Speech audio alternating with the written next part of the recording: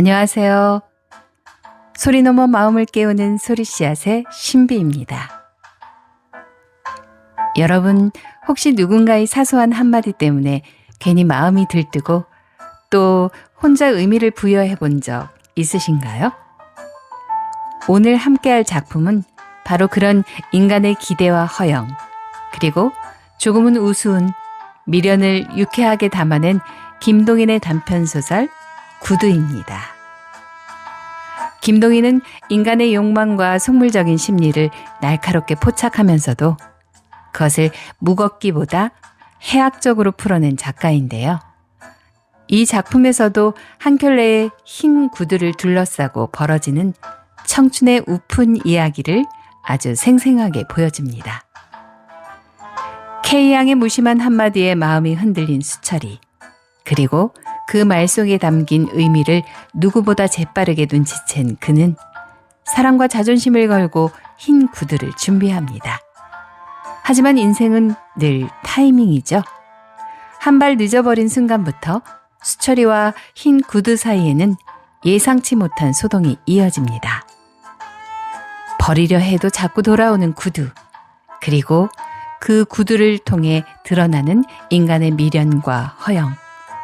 김동인은 그 모습을 익살스럽게 그려내면서도 웃음 뒤에 묘한 쓸쓸함을 남깁니다.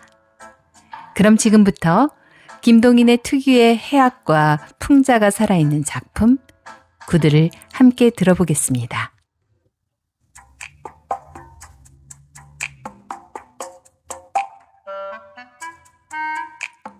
구두, 김동인.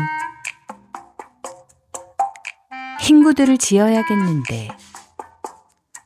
며칠 전에 K양이 자기의 숭배자들 가운데 쌓여 앉아서 혼잣말같이 이렇게 말할 때에 수철이는 그 수수께끼를 알아챘다. 그리고 변소에 가는 채 하고 나와서 몰래 K양의 해져가는 누런 구두를 들고 겨냥을 해두었다. 그런 뒤에 손을 빨리 쓰느라고 자기는 일이 있어서 먼저 실례한다고 하고 그 집을 나서서 그 길로 바로 이 도회에서도 제1류로 꼽는 S 양화점에 가서 여자의 흰 구두 한 켤레를 맞추었다. 그리하여 오늘이 그 구두를 찾을 귀한 날이었다. 조반을 먹은 뒤에 주인집을 나서서 이발소에 들려서 면도나 할까 하였으나 시간이 바빠서 다른 박질하다시피 구두방까지 갔다. 구두는 벌써 되어 있었다. 끝이 뾰족하고 뒤가 드높으며 그 구두 허리의 곡선이라든지 뒤축의 높이라든지 어디 내놓아도 흠잡힐 점이 없이 잘 되었다. 도로라 하는 것이 불완전한 이 도에에는 아깝도록 사치한 구두였다. 이쁘게 됐습지요? 그만하면 쓰겠소. 수철이는 세심으로 만족해 구두를 받아가지고 그 집을 나섰다. 수철군, 어디 가나? 구두방에 나서서 좀 가다가 자기를 찾는 소리에 돌아다 보았다. 거기는 거머리라는 별명을 듣는 치근치근한 친구 동식이가 있었다. 저기 좀, 그 손에 든 건 뭔가? 이것? 수철이는 구두각을 높이 들어 보였다. 구두쇠? 구두? 자네 구두 아직 멀쩡하지 않나? 후보가 있어야지.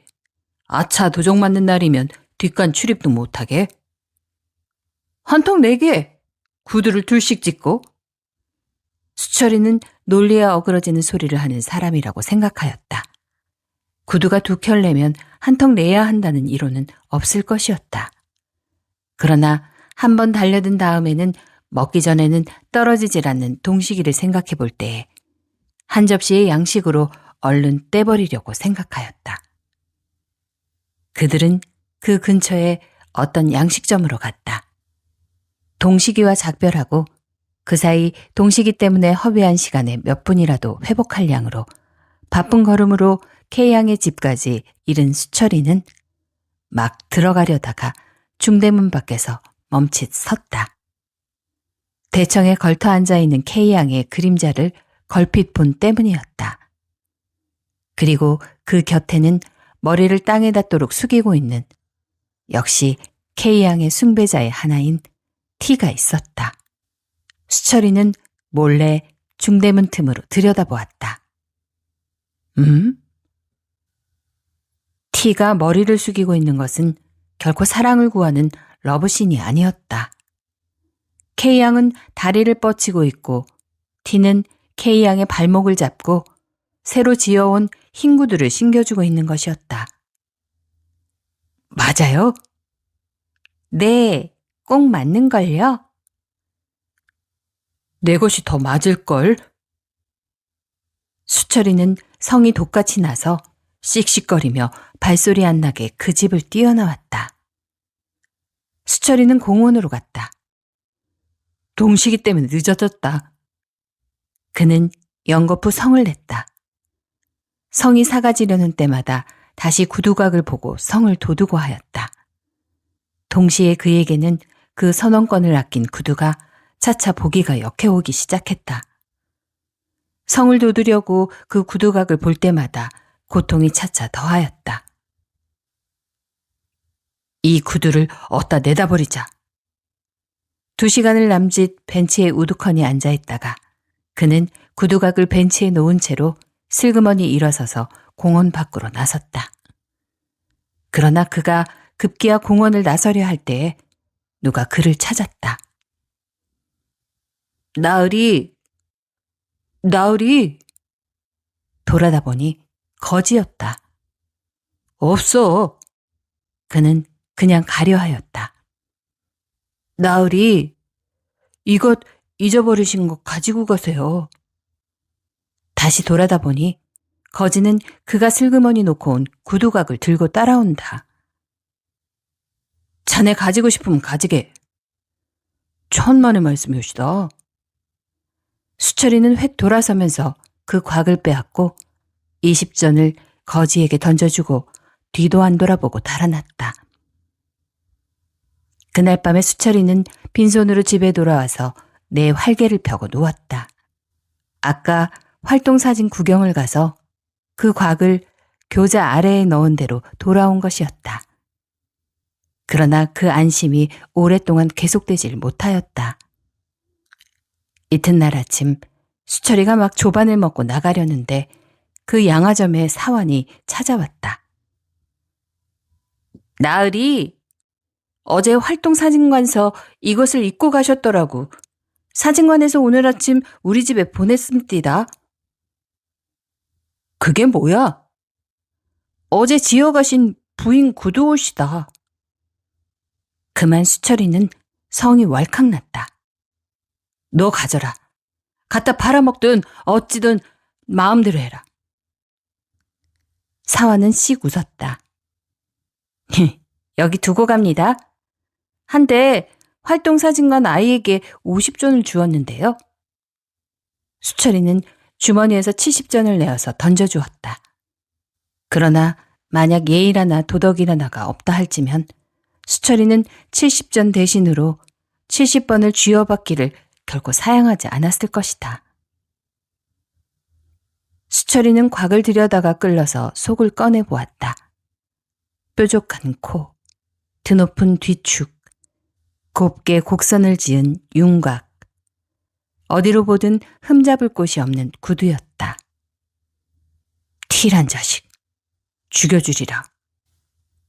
그는 들창을 열고 그 구두를 획 밖으로 던지려다가 다시 생각을 돌이키고 주인집 딸아이를 찾았다.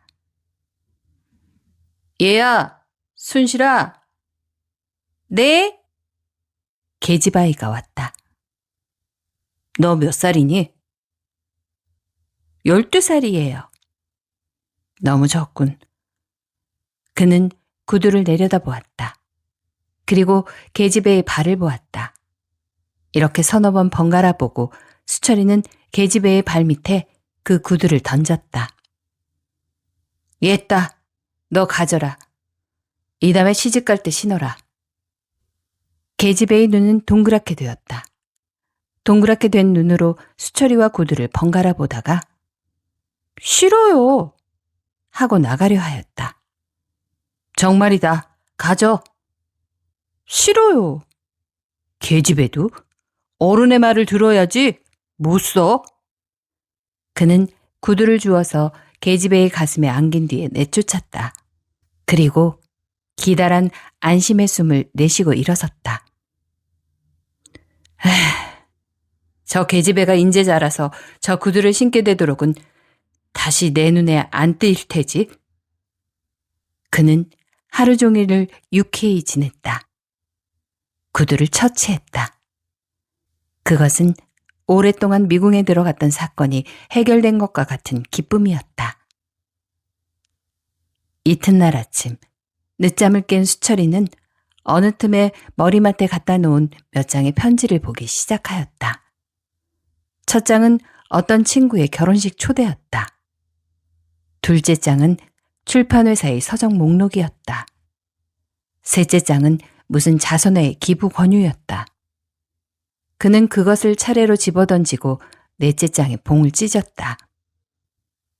그것은 시골 사촌 누이 동생의 편지였다. 오래 막혔었나이다. 일기 차차 더워오는 이때에 오빠께서는 객지에 내내 건강히 지내시는지 알고자 하나이다. 이곳은 다 평안하오며 수남이는 벌써 고등학교에 입학하였사오며 수동이는 금년봄, 수복이는 글을 배우느라고 수천이는 쉬운 말은 다. 무슨 소리야? 좁쌀 쌀아서 먹겠네. 그는 몇 줄을 건너뛰었다. 되었사오매 좀 몸치장도 해야겠는데 오빠도 아시다시피 이 시골에야 어디 변변한 구두방이 있나이까? 그곳에서 흰 구두를 한 켤레 지어 보내주시면. 수철이는 편지를 집어던지고 벌떡 일어났다. 그리고 뜻없이 방 안을 두어 바퀴 돌았다. 처치하지 못하여 안달하다가 겨우 순실이를 주워버린 구두에 참으로 처치해야 할 곳이 인제야 생겨난 것이었다. 그는 방 안을 빙빙 돌면서 구두각을 얻어서 머리맡에 갖다 놓은 뒤에 지갑에서 돈 2원을 꺼냈다. 순실이에게 구두를 도로 살 미천이었다. 얘야, 순실아. 네? 하고 들어온 것은 순실의 어머니였다. 순실이 어디 갔습니까? 경찰서에 갔는데요. 왜 찾으십니까? 수철이는 입을 머뭇머뭇하였다. 순실이한테 어제 그 구두를 한 켤레 준 것이 있는데 그게 있습니까? 글쎄 말씀이오시다. 어젯밤에 도적놈이 들어와서 대청에 있는 물건을 죄다 훔쳐갔는데 그 구두도 집어간 모양이에요.